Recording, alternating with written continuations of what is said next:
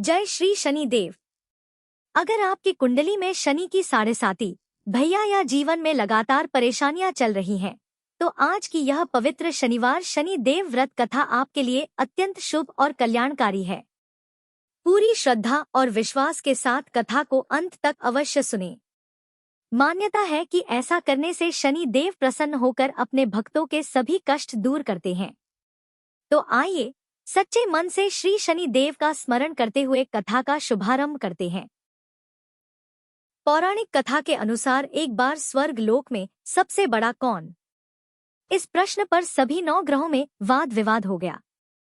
सभी ग्रह एक दूसरे से कहने लगे कि मैं सबसे बड़ा, और इस पर विवाद इतना बढ़ गया कि परस्पर भयंकर युद्ध की स्थिति जैसी बन गई। कोई हल ना निकलता देखकर सभी 9 ग्रहों के देवता देवराज इंद्र पास जा पहुंचे और कहने लगे, हे देवराज, अब तो आपको ही निर्णय करना होगा कि हम में से सबसे बड़ा कौन है। देवताओं का प्रश्न सुनकर देवराज इंद्र भी उलझन में पड़ गए। तब देवराज इंद्र कहने लगे, हे नवग्रहों, आपके प्रश्न ने तो मुझे भी उलझन में डाल दिया है।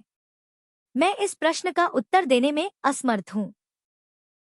हम सभी पृथ्वी लोक में उज्जैनी नगरी में राजा विक्रमादित्य के पास चलते हैं। इस प्रकार देवराज सहित सभी नवग्रहों के देवता उज्जैनी नगरी में जा पहुंचे। महल में पहुंचकर जब देवताओं ने उनसे अपना प्रश्न पूछा, तब राजा विक्रमादित्य भी कुछ देर के लिए परेशान हो उठे, क्योंकि सभी देवता गण अपनी अपनी शक्तियों के कारण महान थे। सभी नवग्रहों में से किसी भी एक को छोटा या बड़ा कह देने से उनके क्रोध का शिकार होना पड़ सकता था। अचानक राजा विक्रमादित्य को एक उपाय सूझा, क्योंकि राजा विक्रमादित्य को न्याय के लिए जाना जाता था। इसलिए उन्होंने न्याय करने के लिए विभिन्न धातुओं अर्थात स्वर्ण, रजत, कांसा, ताम्र, शीशा, रांगा, जस्ता, अभ्रक और लोहे के 9 आसन बनवाए। धातुओं के गुणों अनुसार सभी आसनों को एक दूसरे के पीछे रखवाकर उन्होंने सभी देवता गणों को अपने अपने सिंहासन पर बैठने के लिए कहा।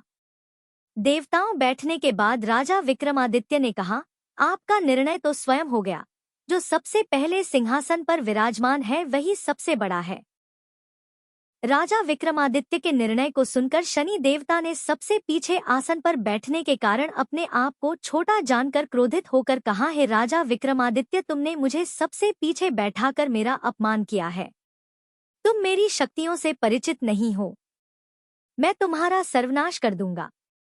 तब शनिदेव ने कहा, सूर्य एक राशि पर 1 महीने, चंद्रमा 2.25 दिन, मंगल 1.5 महीने, बुध और शुक्र 1 महीने, बृहस्पति 13 रहते हैं। लेकिन मैं किसी राशि पर 7 वर्ष अर्थात साढ़े साती जिसे कहते हैं तक रहता हूँ। बड़े बड़े देवताओं को मैंने अपने प्रकोप से पीड़ित किया है। यहाँ तक कि श्री राम को भी साढ़े साती के कारण ही वन में जाकर रहना पड़ा था। रावण को साढ़े साती के कारण ही युद्ध में मृत्यु का शिकार बनना पड़ा। हे राजा, अब तू भी मेरे प्रकोप से नहीं बच सकेगा। इसके बाद अन्य ग्रहों के देवता तो बड़ी प्रसन्नता के साथ वहां से चले गए, परंतु शनिदेव बड़े क्रोध के साथ वहां से विदा हुए। राजा विक्रमादित्य पहले की तरह ही न्याय करते रहे। उनके राज्य में सभी स्त्री पुरुष बड़े आनंद से अपना जीवन यापन कर रहे थे। इस प्रकार कुछ दिन ऐसे ही सुकून से बीत गए। लेकिन उधर शनि देवता अभी तक अपने अपमान को नहीं भूल पाए थे। राजा विक्रमादित्य से बदला लेने के लिए एक दिन शनिदेव ने घोड़े के व्यापारी का रूप धारण किया और बहुत से घोड़ों के साथ उज्जैनी नगरी में जा पहुंचे। राजा विक्रमादित्य ने अपने राज्य में किसी घोड़े के व्यापारी आने का समाचार सुना तो उन्होंने भी अपने अश्वपाल को कुछ घोड़े खरीदने के लिए भेज दिया, क्योंकि राजा को घोड़े पालने का भी शौक था। अब घोड़े तो बहुत कीमती थे। अश्वपाल ने जब वापस लौटकर इस बारे में राजा विक्रमादित्य को बताया तो राजा ने स्वयं आकर एक सुंदर और शक्तिशाली घोड़े को पसंद कर लिया। घोड़े की चाल देखने के लिए राजा उस घोड़े पर सवार हुए तो वो घोड़ा बिजली की गति से दौड़ पड़ा। तेजी दौड़ता हुआ घोड़ा राजा को दूर एक जंगल में ले गया और फिर वहां राजा को गिराकर जंगल में कहीं गायब हो गया। अब राजा अपने नगर को लौटने के लिए जंगल में ही भटकने लगा, लेकिन उन्हें लौटने का कोई रास्ता ही नहीं मिला। भटकते ही जंगल में इस प्रकार राजा को जोर से भूख प्यास लगने लगी। काफी दूर तक भटकने के बाद आखिरकार राजा को एक चरवाहा मिला। राजा ने उससे पानी मांगा। पानी पीकर राजा ने उस चरवाहे को अपनी अंगूठी दे दी। फिर उससे रास्ता पूछकर वो जंगल से निकलकर पास के ही एक नगर में जा पहुंचा। अब राजा विक्रमादित्य ने एक सेठ की दुकान पर बैठकर कुछ देर तक तो आराम किया। उस सेठ से राजा ने बातचीत की के बारे में पूछा तो राजा ने बताया कि मैं उज्जैनी नगरी से आया हूँ। राजा के कुछ देर दुकान पर बैठने से अब सेठ जी को बहुत बिक्री हुई। सेठ जी ने राजा को बड़ा भाग्यवान समझा कि इन्हीं के कारण आज मेरी दुकान में सबसे ज्यादा बिक्री हुई है। तो उन्होंने खुश होकर राजा को अपने घर पर भोजन के लिए आमंत्रित कर दिया और उन्हें अपने घर ले गए। सेठ के में सोने का एक हार खूंटी पर लटका हुआ था। राजा को उस कमरे में छोड़कर सेठ कुछ देर के लिए बाहर चला गया। तभी एक आश्चर्यजनक घटना घटी। राजा विक्रमादित्य के देखते ही सोने के उस हार को खूंटी ने निगल लिया। वापस लौटकर सेठ ने देखा कि हार तो वहां पर था नहीं। हार को गायब देखा तो चोरी का संदेह राजा पर ही किया, क्योंकि उस कमरे में केवल राजा ही अकेला बैठा था। तब सेठ ने अपने नौकरियों से कहा कि इस परदेसी को रस्सियों से बांधकर नगर के राजा पास ले चलो। इस तरह से राजा को रस्सियों बांधकर नगर के राजा के पास ले जाया गया। राजा ने जब विक्रमादित्य से हार के बारे में पूछा तो उन्होंने बताया कि उनके देखते ही खूंटी ने तो हार को निगल लिया था। इस पर राजा ने क्रोधित होकर चोरी करने के अपराध में राजा विक्रमादित्य के हाथ पांव काटने का आदेश दे डाला। किसी ने भी राजा की बात का विश्वास नहीं किया। इस तरह से राजा विक्रमादित्य के हाथ पांव काटकर उन्हें नगर की सड़क पर छोड़ दिया गया। कुछ दिनों के बाद एक तेली उन्हें उठाकर अपने घर ले गया और उन्हें अपने कोलू पर बैठा दिया। अब राजा आवाज देकर बैलों को हाँकता रहता और इस तरह तेली का बैल चलता रहा। अब राजा को भोजन भी मिलता रहा।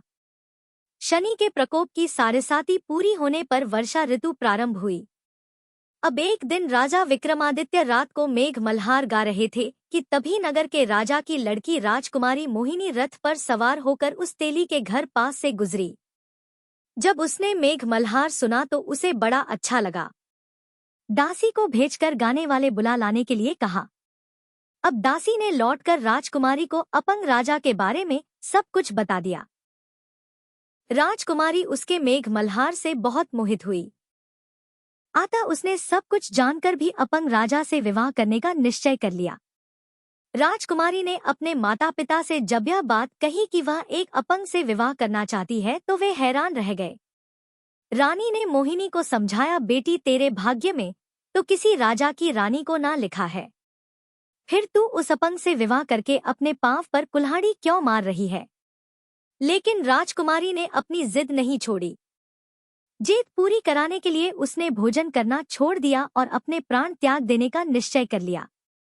आखिरकार राजा और रानी को विवश होकर अपंग विक्रमादित्य से अपनी राजकुमारी का विवाह करना ही पड़ा। के बाद राजा विक्रमादित्य और राजकुमारी उसी तेली के घर में रहने लगे। उसी रात स्वप्न में शनिदेव ने राजा से कहा, हे राजा, तुमने मेरा प्रकोप देख लिया। मैंने तुम्हें अपने अपमान का दंड दिया है। इस प्रकार राजा ने शनिदेव से क्षमा करने को कहा और प्रार्थना करते हुए कहने लगे, हे शनिदेव, आपने जितना दुख मुझे दिया है किसी और को कभी मत देना। तब शनिदेव ने कुछ सोचकर कहा, हे राजा, मैं तुम्हारी प्रार्थना स्वीकार करता हूँ। जो कोई स्त्री पुरुष मेरी पूजा करेगा, शनिवार को व्रत करके मेरी व्रत कथा सुनेगा, उस पर मेरा आशीर्वाद सदा बना रहेगा। इस प्रकार प्रातःकाल जब राजा विक्रमादित्य की नींद खुली तो उसने अपने हाथ पांव सही सलामत देखे। यह देखकर राजा को बड़ी खुशी हुई। उसने मन ही शनिदेव को प्रणाम किया। राजकुमारी भी राजा के हाथ पांव सही सलामत देखकर आश्चर्य में डूब गई। तब राजा विक्रमादित्य ने अपना असली परिचय देते हुए शनिदेव के प्रकोप की सारी कहानी रानी को कह सुनाई।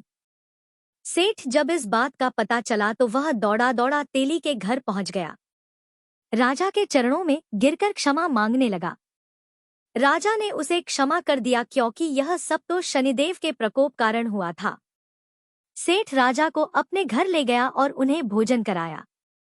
कराते समय वहां एक आश्चर्यजनक घटना घटी। सबके देखते देखते उस खूंटी ने हार उगल दिया। यह देखकर सेठ बड़ा प्रसन्न हुआ और ने अपनी बेटी का विवाह भी राजा के साथ कर दिया। बहुत सारे स्वर्ण आभूषण और धन आदि देकर राजा को अपनी बेटी के साथ विदा कर दिया। अब राजा विक्रमादित्य राजकुमारी मोहिनी और सेठ की बेटी के साथ उज्जैनी नगरी में पहुंचे तो नगर वासियों ने बड़ी खुशी से उनका स्वागत किया। अगले दिन राजा विक्रमादित्य ने पूरे राज्य में घोषणा करा दी कि शनिदेव सभी देवों में सर्वश्रेष्ठ हैं। इसलिए हर स्त्री और पुरुष शनिवार को उनका व्रत करें और कथा अवश्य सुनें। राजा विक्रमादित्य की घोषणा से शनिदेव बड़े प्रसन्न हुए।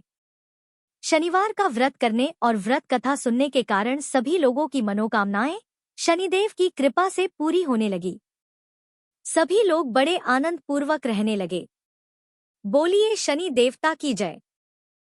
श्री शनि देव की कृपा आप और आपके पूरे परिवार पर सदैव बनी रहे। यदि आपको यह शनिवार शनि देव व्रत कथा पसंद आई हो तो वीडियो को लाइक करें, अपने परिवार और मित्रों के साथ अवश्य साझा करें और ऐसे ही धार्मिक वीडियो देखने के लिए हमारे चैनल को सब्सक्राइब करके बेल आइकन जरूर दबाएं। कमेंट में श्रद्धापूर्वक लिखें, ओम शन शनैश्चराय नमः। जय श्री शनि देव।